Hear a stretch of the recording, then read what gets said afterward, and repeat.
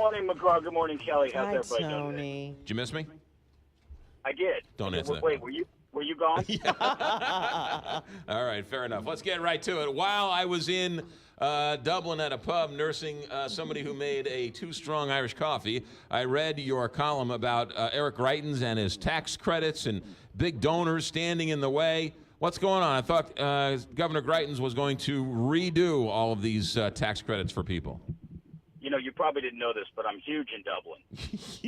You are huge. You are huge in Dublin, yes. Yeah. So this is a problem that has been plaguing Missouri for a long time, and it's a difficult problem. The state's top two tax credit programs, the Historic Preservation Tax Credit and the Low-Income Housing Tax Credit, they're both good programs. They're both widely used in St. Louis. They're both very popular. But now two governors in a row, Jay Nixon, a Democrat, Eric Greitens, a Republican, have basically looked at it and said, wait a minute, something's out of whack here. We're number 1 and 2 in spending on these tax credit programs in which developers get money right off the top. It doesn't get debated in the budget. You know, the governor's going to be cutting the budget sometime in the next few days because our economy continues to lag. This money gets paid no matter what. It gets paid right off the top. Legislators don't get to debate the appropriation.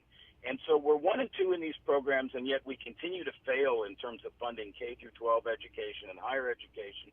Maybe we should do something. Maybe we should make them more efficient. Maybe we should cap them. Maybe we should make them subject to appropriation. So these things have been debated for years, but what happens is every time it gets to the legislature, the very deep-pocketed developers and organizations that profit from these programs, selling these tax credits on the open market, give a few well-timed donations to leadership, and nothing ever happens. So Senator John Lamping, who used to be the Republican senator from Ladue in this area, is on this commission right now that Governor Greitens has appointed, which is similar to the commission that Governor Nixon appointed to deal with this issue, although Governor Greitens' tax commission is dealing with all sorts of issues. And 2 weeks before the report's due, a group of the tax credit developers and financiers hold a fundraising for Elijah Haar, who's probably going to be the next Speaker of the House. He's a Republican from Springfield. The fundraiser was held here in St. Louis at a restaurant in Chesterfield, and it's 2 weeks before he's supposed to sign this document. This document's supposed to come out that ultimately is probably going to suggest reform in the tax credit industry. So my column recounts that and quotes Senator Lamping as basically saying, look, this is what always happens. The donors get in the way of reforming a program that a lot of very conservative Republicans and very liberal Democrats both think needs reform.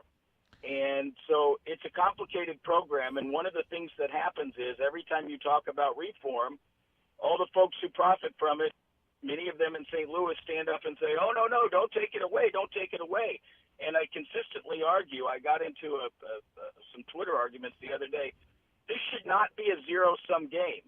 You can say historic redevelopment is good and also suggest in a state that isn't funding education or roads or anything else, it's a little bit out of whack that developers get this money off the top and everybody else has to stand in line. Certainly understandable, but let me push back with you on this for a couple of reasons. It's the historic tax credit is a little bit different than giving Walmart a tax to move down the street, right? Like the TIF. A historic tax credit, a lot of times that building will sit vacant because it's too expensive to rehab. So there is much more upside to a historic tax credit than, say, a TIF. And so I can certainly see the developer's argument saying, hey, these buildings on Washington Avenue, these buildings at Cortex, these houses that would otherwise go vacant are now being used and put to good use and saving some neighborhoods because of this historic tax credit.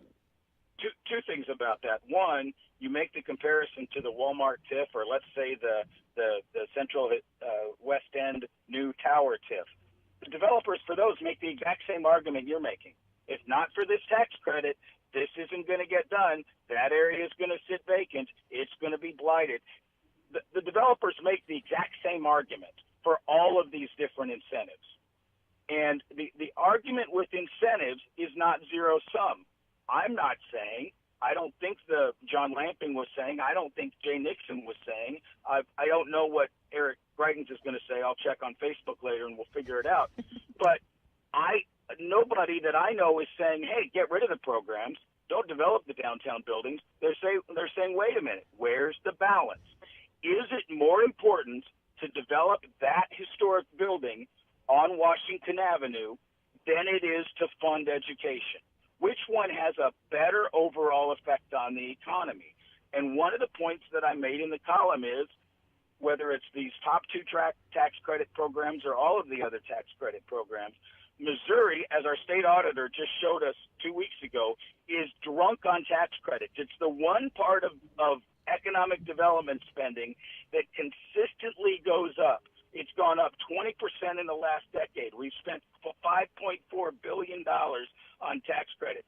If the developer argument is right, why aren't we in the land of economic milk and honey in Missouri, in St. Louis, et cetera? Yes, there are some pockets of success. I agree. I concede that argument. But the overall economic plan for the state, which is basically tax credits and incentives, isn't working. While I have you here, some news on the musical chairs of the next Senate race. Josh Hawley's name's being thrown around. Sam Fox telling donors, hold your powder until he decides. Ann Wagner thinking about getting in. What are you hearing, and what do you think about this battle royale that's shaping up? Well, I'm not particularly hearing anything that nobody else is hearing. I mean, Ann Wagner has been positioning herself to run against Senator Claire McCaskill. Josh Hawley is clearly being talked about it. I find the Hawley fetish fascinating. This is a guy who's never been in politics.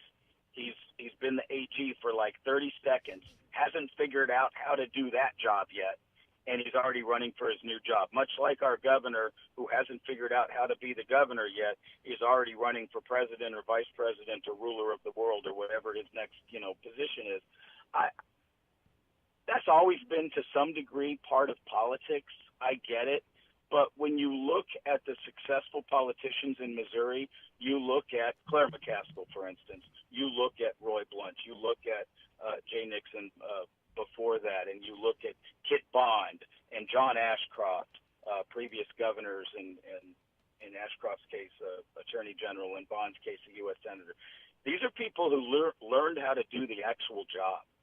This new idea that we have that politics takes outsiders, and on day one the so-called outsider is already running for their next job, it's just cynical to me. I'm sure there will be a quality Republican candidate for U.S. Senate. I wouldn't be surprised there will be 4 or 5 Republican candidates for U.S. Senate, much like the primary we had for governor in the Republican Party. But they need to understand that Senator Claire McCaskill knows how to campaign in this state, and it's going to be a tough race. So do you think Josh Hawley gets in? I would imagine yes. I think all of this discussion about, boy, all these wealthy folks really want him to run, right, tells me that they've already made the decision, and this is all just a dance right now. I would not be surprised that he gets in, because it's easier to run. The reason that this outsider thing works is not because people actually appreciate it. The reason that the outsider thing works is he has no record. Mm-hmm. Claire McCaskill has a record, and so it's easy to make negative ads about Claire McCaskill. Josh Hawley has no record. He hasn't done anything yet, other than go to Yale with where Jack Danforth went, and so Danforth decides, hey, this guy's really smart and he's great and whatever, and he signed a couple of Supreme Court arguments, and so therefore everybody's decided he's the greatest thing since sliced bread. He hasn't done anything in government yet, and government is important. Otherwise, these people wouldn't be running for these offices. I'd love to see what Josh Hawley can actually do as the Attorney General before he decides to run for U.S. Senate. But I would guess he's going to run, yes. That's Tony Messenger, Tuesdays and Thursdays here, stltoday.com. And, yes, he is very huge in Dublin. Tony Messenger, have a good week. Thanks.